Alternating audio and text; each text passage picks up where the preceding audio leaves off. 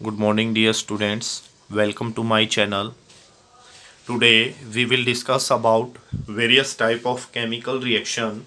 First reaction है हमारी combination reaction. क्या होगा इस reaction में? In this reaction, two or more substance combine together to form a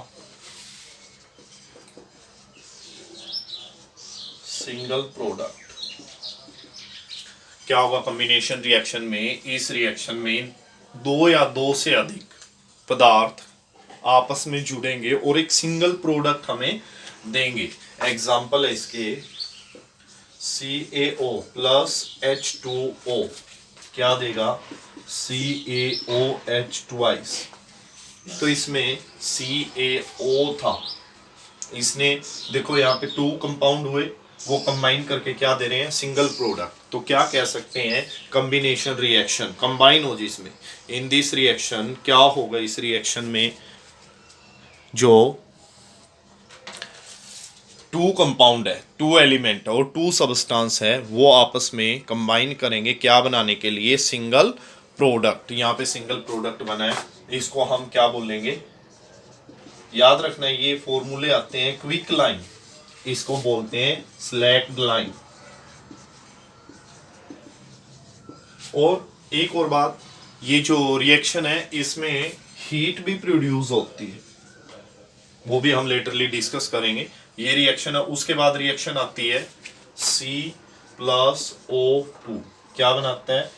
एक तो ये आती है 2CO और एक आती है C+O2 क्या देता है? CO2।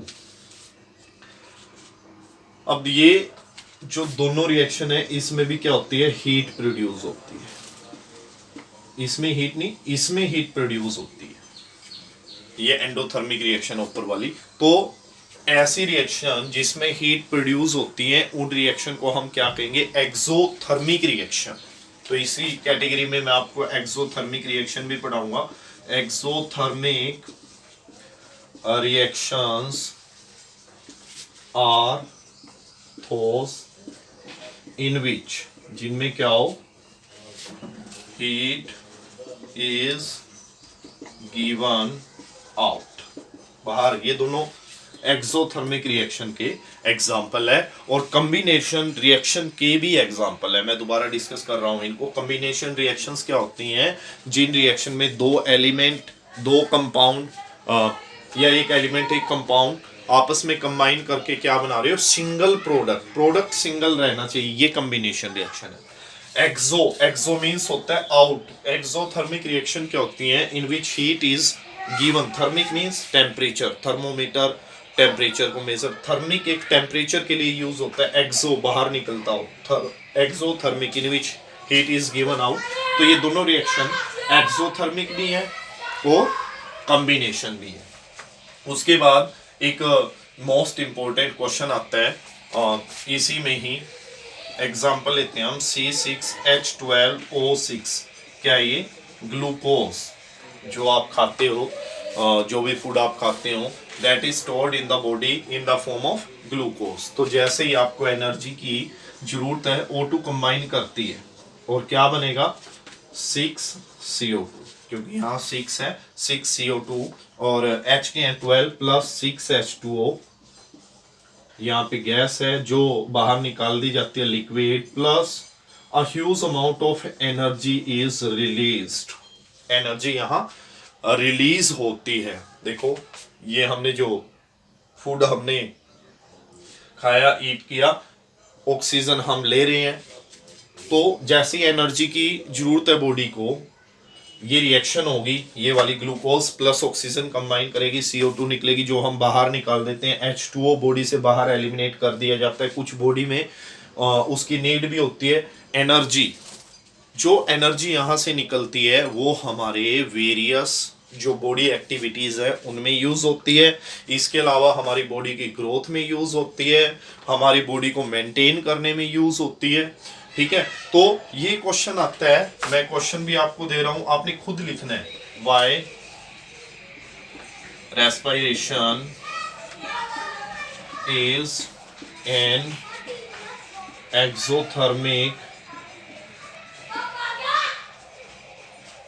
process? क्यों है respiration is an exothermic process? Because in this process heat is given out, heat हमें बाहर मिलती है, इसलिए ये क्या एक एक्सोथर्मिक प्रोसेस। ये रिएक्शन आपने उस क्वेश्चन के अंदर लिखनी है, ये क्वेश्चन आपने खुद करना है, ये रिएक्शन आएगी और जो मैंने आपको बताया वो आपने इसके अंदर लिखना है।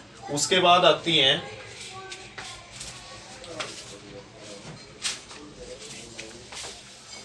Decomposition reaction. इसकी उल्टी कॉम्बिनेशन में क्या होता था, कंबाइन होके एक सिंगल प्रोडक्ट हमें मिलता था। डीकंपोजिशन में क्या होगा, सेकंड पार्ट है decomposition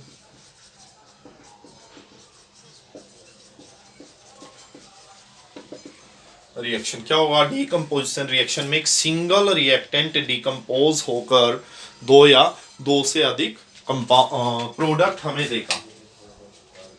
decomposition reaction, a reaction in which a single reactant decompose या breaks into two or more products, दो या दो से अधिक प्रोडक्ट इसमें हमें मिलेंगे। अभी एग्जांपल लेते हैं इसमें, P2PbNO3 ट्वाइस, ये होता है लेड नाइट्रेट। लेड नाइट्रेट बोलते हैं, फॉर्मूला भी आएगा कहीं ना कहीं। जब आप इसको डिकम्पोज करेंगे, हीट का भी यूज कर सकता है ये टूटने के लिए, क्योंकि एनर्जी की तो आवश्यकता होगी। जब कॉम्बिनेशन होता है तो हीट प्रोड्यूस होती है मोस्टली रिएक्शन में, और जब किसी कंपाउंड को हम तोड़ते हैं तो हीट हमें उसको देनी पड़ती है। इन रिएक्शन में हीट एब्जॉर्ब होगी और इसलिए इनको एंडोथर्मिक रिएक्शन भी बोला जाता है। देखिए दोबारा से, डीकंपोजिशन रिएक्शन क्या होगी, a reaction in which a single reactant breaks into two और मोर प्रोडक्ट्स, दो या दो से अधिक प्रोडक्ट में टूटता हो। अब PbNO3 लेड नाइट्रेट है, ये किस में टूटेगा, एक तो लेड ऑक्साइड में PbO, 2 है 2PbO प्लस NO2 गैस निकलती है यहाँ से, N के हो गए 2, 2 2 जा 4, 4 है NO2 प्लस O2, यहाँ पे O2 गैस बाहर निकलती है। बैलेंसिंग देख लेंगे, 2 ऑक्सीजन के यहाँ हो गए 4 2 जा 10 प्लस 2 12 और 3 2 जा 6 2 जा 12। तो ये एक डीकंपोजिशन रिएक्शन भी हुई, और दूसरा इसमें हीट अपनी क्या होती है, एब्जॉर्ब हो रही है, एंडोथर्मिक रिएक्शन भी है। कुछ और रिएक्शन भी है जैसे AgCl, AgCl इसको हम क्या करते हैं, सनलाइट देते हैं, तो ये किस में टूटेगा, Ag, कई बच्चे लिखते हैं Ag प्लस Cl, जबकि आपको पता है Cl कभी भी एटॉमिक फॉर्म में बाहर नहीं निकलता, ये हमेशा मॉलिक्यूल की फॉर्म में बाहर निकलते हैं, जैसे Cl हो गया, H हो गया, Cl2, H2N2O2, ठीक है। तो यहाँ बनेगा 2, हमें यहाँ लेना पड़ेगा 2Ag प्लस Cl2 गैस। इसी तरह से AgBr है अपना, 2AgBr, ये भी सनलाइट का यूज करता है टूटने के लिए। सनलाइट भी एक एनर्जी की फॉर्म है, इसलिए ये भी एक एंडोथर्मिक रिएक्शन होगी। इसमें क्या बनेगा, 2Ag प्लस Br2 गैस। ये दोनों की दोनों reaction white and black photography में यूज होती हैं। ये भी क्वेश्चन आ सकता है, फोटोग्राफी में कौन सी रिएक्शन यूज होती है। अभी इसमें आएगा जो नेक्स्ट पार्ट है, एंडोथर्मिक रिएक्शन।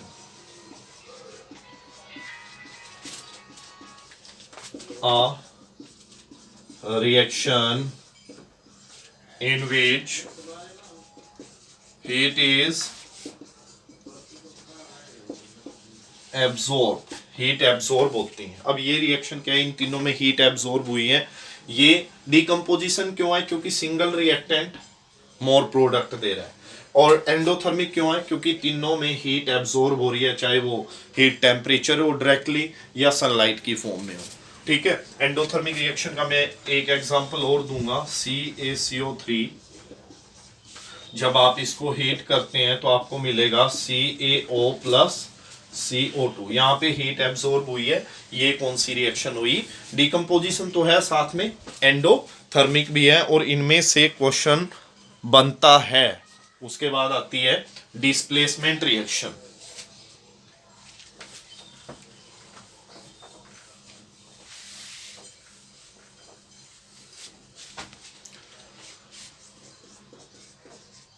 डिस्प्लेसमेंट रिएक्शन कौन सी होती है, डिस्प्लेसमेंट रिएक्शन जिसमें एक more reactive element less reactive element को उसके कंपाउंड में से डिस्प्लेस कर देता है। A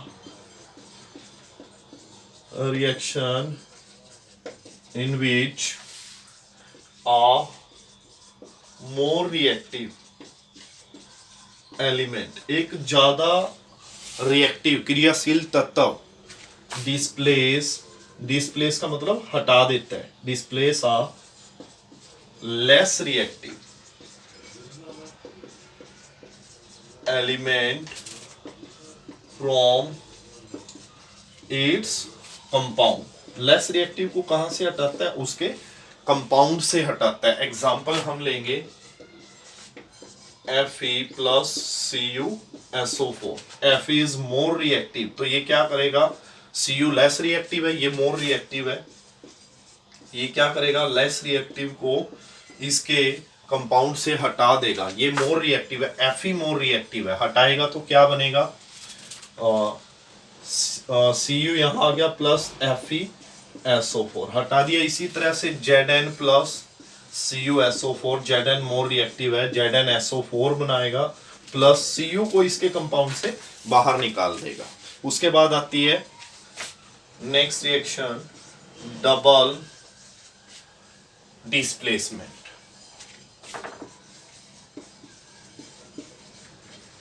ये एक जगह डिस्प्लेसमेंट हुआ, इसको हटाया। डबल डिस्प्लेसमेंट में क्या होगा, दोनों कंपाउंड के आयन एक दूसरे को डिस्प्लेस करेंगे।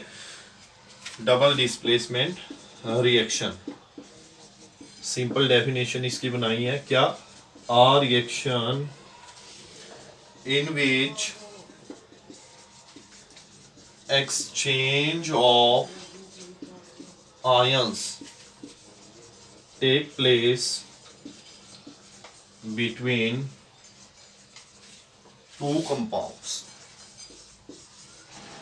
दो कंपाउंड के बीच आयनों का आदान प्रदान होता है। अभी एग्जांपल लेते हैं, Na2SO4 प्लस BaCl2, दोनों एक्वस हैं। एक्वस मीन्स वाटर में है। क्या होगा, Na2 ये आयन आपस में एक्सचेंज करेंगे, ये दो कंपाउंड हो गए, इनके आयन आपस में एक्सचेंज करेंगे, क्या बनेगा, BaSO4 प्लस 2 NaCl। देखो SO4 के साथ Na था, यहाँ SO4 के साथ कौन आया, Ba, तो म्यूचुअल एक्सचेंज हुआ। A reaction in which mutual आपसी mutual exchange of ion takes place between two compounds. ठीक है, तो ये रिएक्शन हुई। अब इसमें इसके क्या बनते हैं, प्रेसिपिटेट। क्या बनते हैं, precipitate. This reaction is also termed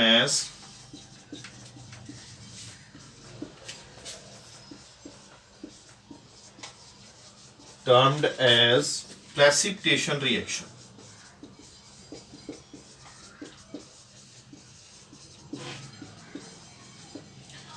कल को 2-3 रिएक्शन हो और डिस्कस करेंगे, आज के लिए इतना ही करेंगे। कल oxidation reaction, reduction reaction, redox reaction, precipitation को भी डिटेल से पढ़ेंगे। फिलहाल के लिए जो हमने 4 टाइप की हैं रिएक्शन, इनको आप अच्छे से पढ़ेंगे।